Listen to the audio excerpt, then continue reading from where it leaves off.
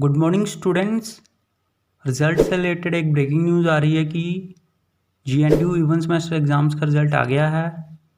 तो जिन जिन क्लासेस का रिज़ल्ट आया है वो हैं MSc physics 5 year integrated programme second semester, fourth semester,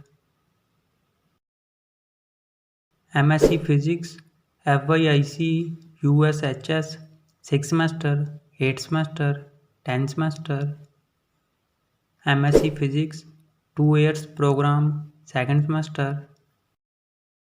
तो सभी स्टूडेंट्स GNDU की ऑफिशियल वेबसाइट पर जाकर अपना अपना रिज़ल्ट चेक करें gnu.ac.in पर। ऑल दी बेस्ट सभी स्टूडेंट्स को। उम्मीद है कि आप सबका रिज़ल्ट बहुत ही अच्छा आया होगा और सभी स्टूडेंट्स पास होंगे। तो जैसे ही किसी और क्लास का या फिर किसी सेमेस्टर का रिज़ल्ट आता है तो हम आपको बता देंगे। तब तक इस वीडियो को लाइक कर दो, शेयर कर दो, चैनल सब्सक्राइब कर दो और बेल आइकन ज़रूर प्रेस कर देना। Thank you.